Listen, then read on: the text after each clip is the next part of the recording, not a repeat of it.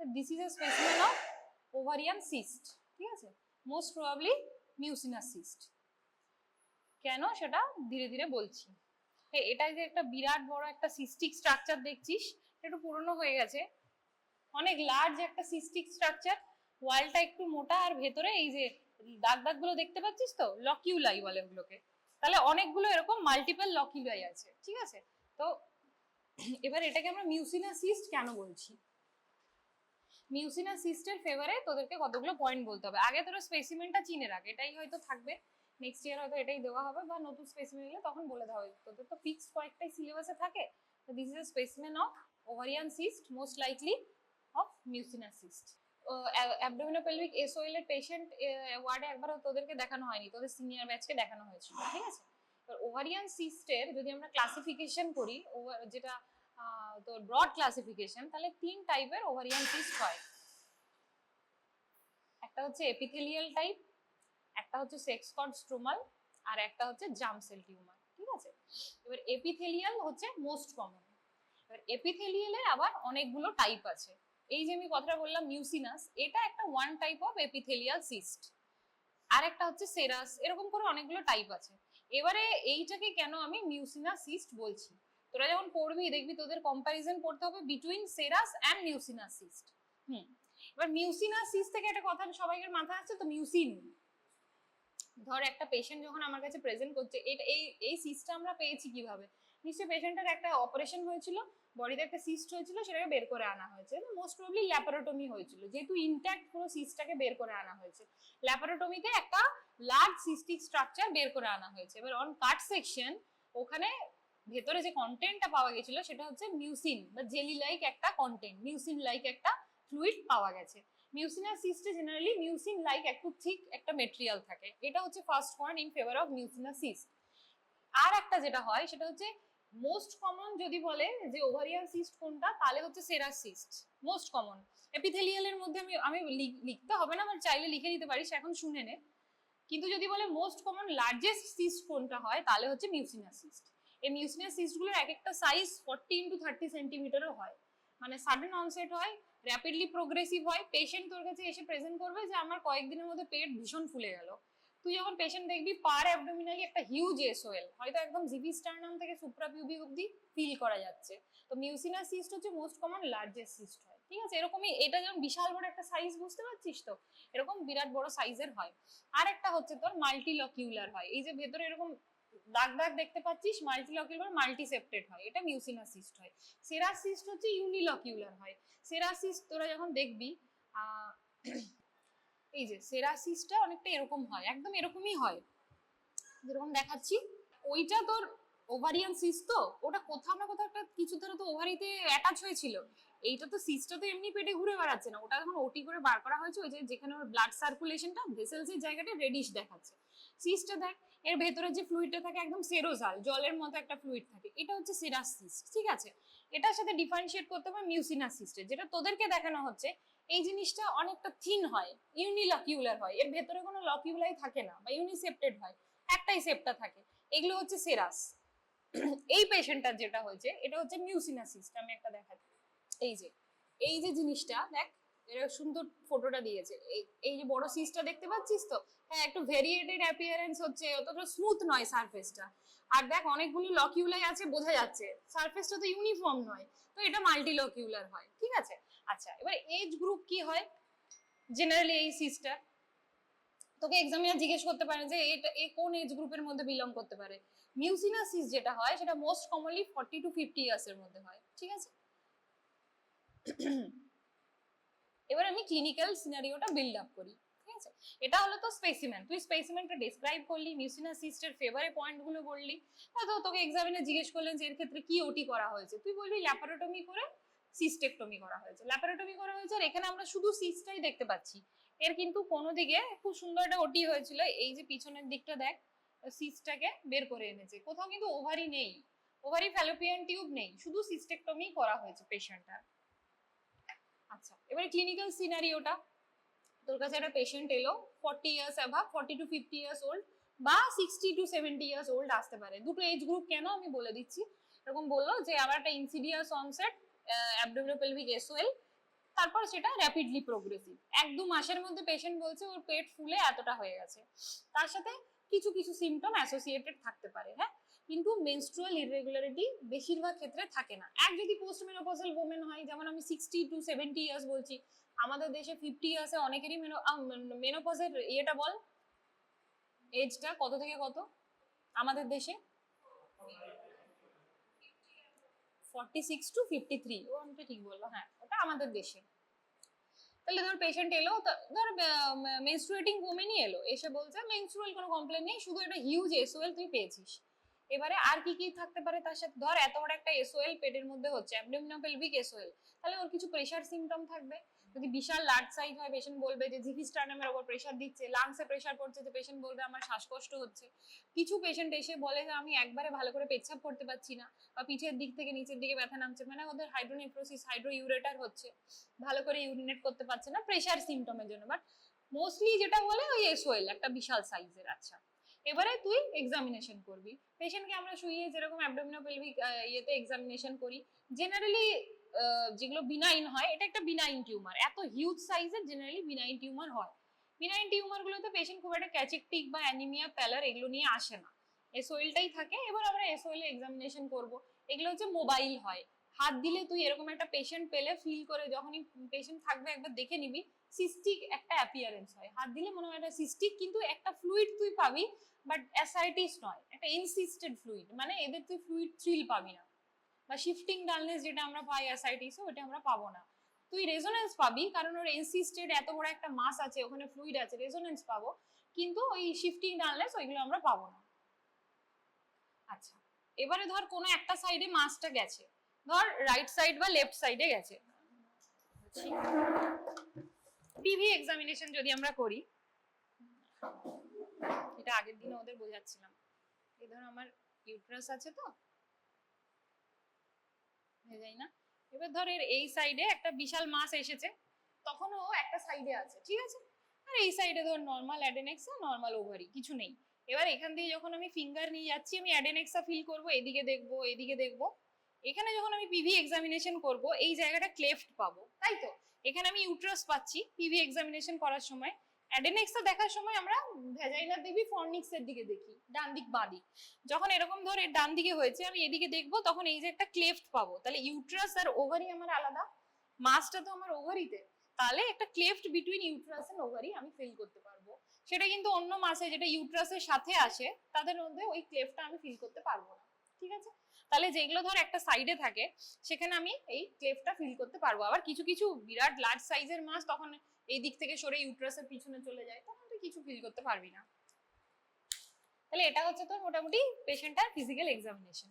এরপর আমার ডায়াগনোসিসে পৌঁছাতে হবে। তুই মোস্ট প্রবাবল দিলি ডায়াগনোসিস যে হ্যাঁ মোস্ট প্রবাবল ওভারিয়ান সিস্ট। এবারে কি টাইপের সিস্ট, ওর এজ গ্রুপ দেখে আর দেখে তোকে বলতে হবে। তাহলে ডেফিনিটিভ ডায়াগনোসিসের জন্য আমরা ফার্স্টেই যেটা দেবো সেটা হচ্ছে আল্ট্রাসাউন্ড। আল্ট্রাসাউন্ড করলে আমার বোঝা যাবে যে এটা মিউসিনাস না সেরাস। তাহলে মিউসিনাস আর সেরাসের মধ্যে কিছু ডিফারেন্সিয়েটিং পয়েন্ট আছে, ঠিক আছে। তাহলে প্রথম একটা পয়েন্ট আমি বললাম যে মিউসিন লাইক একটা থাকবে, ওর হচ্ছে সেরোজাল ফ্লুইড থাকবে। মিউসিনাস হচ্ছে মাল্টিলকিউলার হবে, এই যে জিনিসটা আমি বারবার বোঝাতে চাইছি, ছবিটাতেও দেখালাম, এই যে কেটে কেটে গেছে না, এগুলো সব লকিউলাই, ঠিক আছে, মাল্টিসেপ্টেড হয় এটা, ঠিক আছে। আর সেরাস জেনারেলি একটাই সিম্পল সিস্ট, অ্যাজ ইফ একটা সিম্পল সিস্টই বড় হয়ে গেছে সাইজে, যার মধ্যে সেরাস ফ্লুইড আছে, ওটাই হচ্ছে আমার সেরাস সিস্ট। আর কিছু এবার এজ গ্রুপের একটা ডিফারেন্স থাকে। আচ্ছা, মোস্ট কমন যেটা সেটা হচ্ছে আমাদের সেরাস সিস্ট, এটা নয়, এটা মিউসিনাস, হ্যাঁ, সেটা মেনলি 60 to 70 ইয়ার্স এজ গ্রুপের পেশেন্টদের হয়, 60 to 70 সেরাস যেটা। আর এই যে পেশেন্টগুলো মিউসিনাস, মিউসিনাসটা মেনলি 40 to 50 ইয়ার্স এজ গ্রুপে হয়। হ্যাঁ, তার মধ্যে হ্যাঁ এইটা আমাদের এরকম অ্যাটিপিক্যাল, সেটাও হতে পারে, বাট মোস্ট কমনলি আর কি, হ্যাঁ মোস্ট কমনলি তোকে তো একটা গ্রুপ ভাগ করতে হয়, যে তুই তোর কাছে একটা পেশেন্ট এলো, তোর সাসপিশনটা কোন দিকে যাবে। আর একটা হচ্ছে মিউসিনাস সিস্ট জেনারেলি বাইল্যাটারাল হয়, বাইল্যাটারালি এত বড় সাইজ হয়তো দুটো হবে না, বাট বাইল্যাটারাল হয়। সিরাস জেনারেলি ইউনিল্যাটারাল হয়।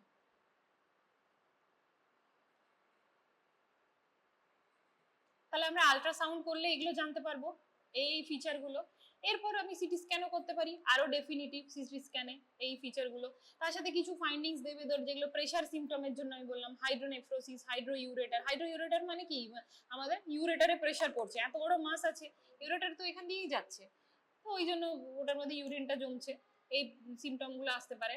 হ্যাঁ, এবারে ডেফিনিটিভ ডায়াগনোসিস কি করে হবে, একদম যেটা গোল্ড স্ট্যান্ডার্ড তুই বলিস সেটা হচ্ছে আফটার অপারেশন মাসটাকে না, ইউএসজি তো হয়ে গেল, ইউএসজি তে তুই পেয়ে গেলি ডায়াগনোসিস, এবারে লাস্টে তোর একদম কনফার্মেশনের জন্য সেটা হচ্ছে তোর, যদি ধর একটা পেশেন্ট এরকম প্রেজেন্ট করছে, এবার তোকে জিজ্ঞেস করবে ট্রিটমেন্ট কি, পেশেন্ট এই সিমটম গুলো নিয়ে তোর কাছে প্রেজেন্ট করলো, তুই আল্ট্রাসাউন্ডে দেখলি এত বড় একটা মাস, তাহলে তো তুই পেশেন্টকে ডিসচার্জ করে দিবি কি ওই অবস্থায়? অবভিয়াসলি না, তাহলে অপারেশন করতে হবে।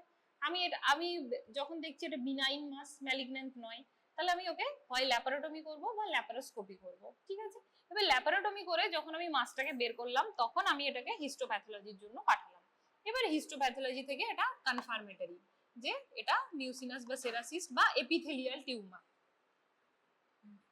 তাহলে ওভারিয়ান টিউমারের ক্লাসিফিকেশন, ঠিক আছে, এটা পড়তে হবে সবাইকে। প্রথম তিনটে type, epithelial, sex cord stromal আর জার্ম সেল টিউমার।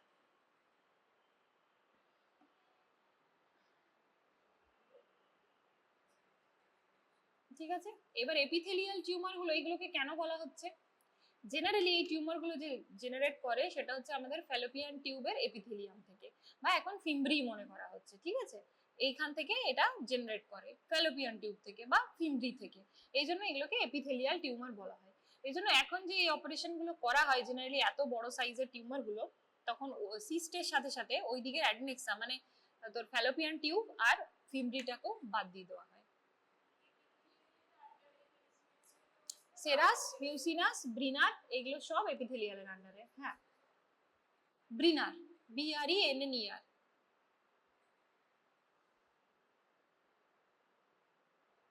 এবারে তোকে জিজ্ঞেস করবে যে চান্স অফ ম্যালিগন্যান্সি, আমি যে ব্রড হেডিংটা বললাম, ওই প্রতিটা টিউমারই তোর ম্যালিগন্যান্ট হতে পারে, বিনাইন হতে পারে, বর্ডার লাইন হতে পারে, ম্যালিগন্যান্ট হতে পারে, ঠিক আছে।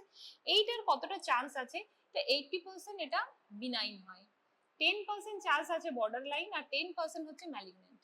তার মানে এটার ম্যালিগন্যান্সি চান্স ভীষণ কম, ঠিক আছে। আচ্ছা, এছাড়াও আরো কিছু কিছু টিউমার আছে, যেমন একটা কি বললাম, germ cell tumour. Germ sell টিউমারের মধ্যে কি কি পড়ে, নামগুলো শুধু শুনে রাখ। ডিসজার্মিনোমা একটা টিউমার আছে, একটা হচ্ছে টেরাটোমা। টেরাটোমা উত্তরে দিবি, ডার্ময়েড সিস্ট কথাটা খুব কমনলি শুনে থাকবি। টেরাটোমা দুটো টাইপ হয়, একটা হচ্ছে বিনাইন, একটা ম্যালিগন্যান্ট। যেটা বিনাইন সিস্টিক টেরাটোমা সেটা হচ্ছে dermoid. Dermoid is always benign, ঠিক আছে। খুব ইয়াং এজে হয়, জেনারেলি প্রেগন্যান্সির এজটাতে ডার্ময়েড হয়, ওই জন্য প্রেগন্যান্সির সাথে খুব কোইনসাইড করে এই ব্যাপারটা। আর একটা টেরাটোমা হয় ম্যালিগন্যান্ট টেরাটোমা। তাহলে তোর ডিসজার্মিনোমা হলো, আর আমাদের টেরাটোমা হলো, আর একটা হচ্ছে কোরিওকার্সিনোমা। কোরিওকার্সিনোমা, মোলার প্রেগন্যান্সি, এগুলো সব আমাদের germ cell tumour. Germ sell মানে বুঝতে পারছিস, একদম এমব্রায়োতে চলে যা, জার্ম সেল, যেখান থেকে আমাদের সব তৈরি হচ্ছে, এন্ডোডার্ম, এক্টোডার্ম, মেসোডার্ম, সেই জার্ম সেল। তো এইটা হচ্ছে অরিজিনেট করছে ওখান থেকে, ঠিক আছে। এই জন্য ডার্ময়েড সিস্ট একদিনে পড়ানো হবে না, দুটো স্পেসিমেন। ডার্ময়েড সিস্টের যেটা তোর ইউনিক ফিচার, ডার্ময়েড সিস্টের মধ্যে হেয়ার, নেল এগুলো সব পাওয়া যায়। রকিটান্সি প্রোট্রুবারেন্স বলে একটা জিনিস পাওয়া যায়, বাট হেয়ার, নেল, হেয়ার তো প্রচুর পাওয়া যায়, কারণ ওটা অরিজিন হচ্ছে জার্ম সেল থেকে। এই সেম সেল থেকে যেখান থেকে তোর বডির এন্ডোডার্ম, এক্টোডার্ম তৈরি হচ্ছে, ওইটাই ওর সিস্টের মধ্যে আছে, তাহলে তুই ওই ওই মেটেরিয়াল গুলো পাচ্ছিস। এটা একটা হলো। আরেকটা হচ্ছে sex cord stromal tumour, just ওই নামটা জাস্ট জেনে রাখ, সেটা হচ্ছে সার্টোলি সেল টিউমার, অ্যান্ড্রোব্লাস্টোমা, ওই অ্যান্ড্রোগোনাডোব্লাস্টোমা, ওইগুলো। আচ্ছা, হেয়ার, নেল, হ্যাঁ হ্যাঁ, একদম একদম। ট্রিটমেন্ট কি বললাম, এটা ট্রিটমেন্ট হচ্ছে যে এত বড় সাইজের যদি সিস্ট হয় তাহলে হচ্ছে ট্রিটমেন্ট আমার, হ্যাঁ, সার্জিক্যাল, ল্যাপারোটমি বা ল্যাপারোস্কোপি। এবার সিস্টের সাইজের উপর ডিপেন্ড করছে। মিউসিনাল সিস্ট যেটা বললাম ওটা হচ্ছে মোস্ট কমন লার্জেস্ট টিউমার, এত বড় সাইজ মিউসিনাসেরই হয়। হ্যাঁ, এবার তো ছোট থেকে সাইজ থেকে প্রেজেন্ট করতে পারে, ধর তোর কাছে কোনো পেশেন্ট এলো লেস দেন 6 সেন্টিমিটার, তাহলে কি তুই তখনই অপারেট করবি তাকে? তখন অপারেট করবি না। কিন্তু অপারেট করবো না মানে পেশেন্টের ফলো আপটা খুব ইম্পর্টেন্ট।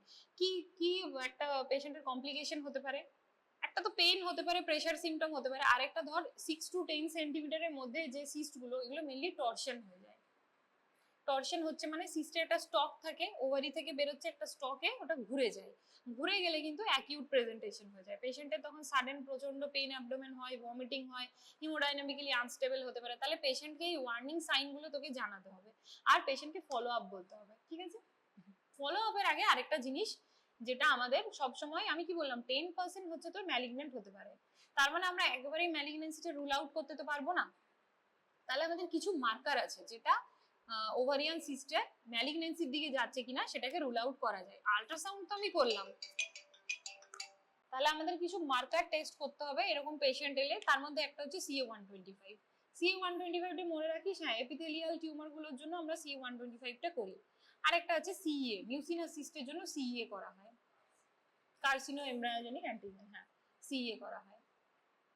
এই দুটোর জন্য এটাই এনাফ। বোঝা যাবে। ইউএসজি তে একটা ম্যালিগন্যান্সি স্কোর হয়, অনেক সময়ই বোঝা যায়। হ্যাঁ, ধর মাল্টিলকিউলেটেড বললো, ইনসাইড সলিড মেটেরিয়াল বললো, তার সাথে তো পেশেন্টের কিছু ক্লিনিক্যাল ফিচার থাকবে, তাহলে তো সাসপিশন। এবার ইউএসজি কখনোই কনফার্মেটরি নয় বিনাইন কি ম্যালিগন্যান্সির জন্য। ওই মার্কার গুলো করতে হবে। এবার বলছি CA-125 ধর মোর দেন 200, তাহলে আমার সাসপিশন অফ ম্যালিগন্যান্সি হচ্ছে, তার সাথে একটা ওভারিয়ান টিউমার থাকছে, তাহলে আমাকে ম্যালিগন্যান্ট কিনা ওই CA-125টাই তোদের এখন জানতে হবে 200 এর নিচে না মোর দেন 200, ঠিক আছে? মোর দেন 200 হলে আমাকে ভাবতে হবে যে এটা ম্যালিগন্যান্সির দিকে যাচ্ছে। এরপরে ধীরে ধীরে দেখবি তোর ম্যালিগন্যান্সি স্কোর হয় একটা ওভারিয়ান নিমস বলে একটা স্কোর হয়, ওটা থিওরিতে পড়বি। সিটি করতে হবে, সিটি স্ক্যান। সিটি স্ক্যানে আলাদা ফিচার গুলো পাওয়া যাবে। সেটা হচ্ছে ম্যালিগন্যান্সির আর কি কি প্রেজেন্টিং ফিচার থাকতে পারে, মেটাস্টেসিস হতে পারে, পেরিটোনিয়াল লিম্ফ নোড গুলো আমাকে দেখতে হবে, পেরিটোনিয়াল মেটাস্টেসিস হয়েছে কিনা দেখতে হবে। আরেকটা টার্ম ওভারিয়ান টিউমারের সাথে মানে কার্সিনোমার সাথে খুব তোদের ফ্যামিলিয়ার টার্ম আছে, সেটা হচ্ছে যে ওমেন্টাল কেকিং।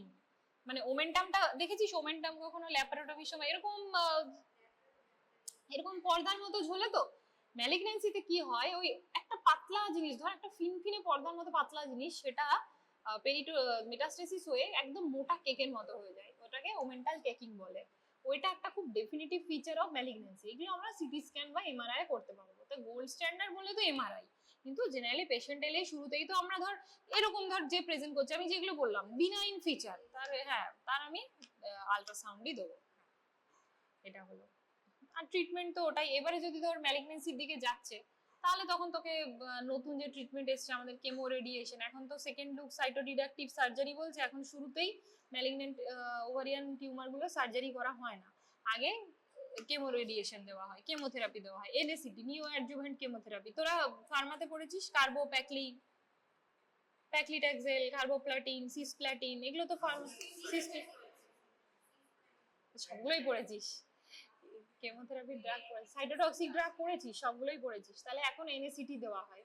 তারপর যখন অ্যাসাইটিস কমে যায়, সাইজটা ছোট হয়, তখন সেকেন্ড লুক সাইটোরিডাকটিভ সার্জারি করা হয়।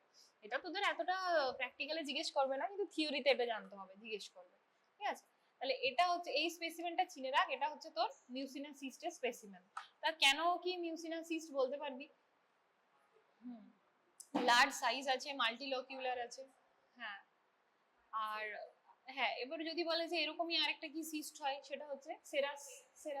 তো সেরাসের সাথে মিউসিনাসের ডিফারেন্সিয়েটিং পয়েন্ট জিজ্ঞেস করবে, এই পয়েন্টগুলো বলে দিবি। একদম এজ গ্রুপ থেকে বলা শুরু করবি, ওটা 60 to 70 আছে, মিউসিনাস 40 to 50 আছে। তারপরে তুই বলবি যে এটা আরো লার্জার হয় সাইজে, এটা বাইল্যাটারাল হয়, ওটা জেনারেলি ইউনিল্যাটারাল হয়। তারপরে ওটি করার পর অন কাট সেকশন এখানে আমরা মিউসিন লাইক জেলি লাইক একটা তোর ফ্লুইড পাচ্ছি, আর সেরাস গুলোতে সেরোজাল ফ্লুইড পাই, একদম ওয়াটারি, একটু হালকা ইয়েলোইশ বা ইউরিন কালার যেটা হয় সেরকম একটা ওয়াটারি ফ্লুইড দিয়ে ওটা হ্যাঁ কন্টেন্ট থাকে।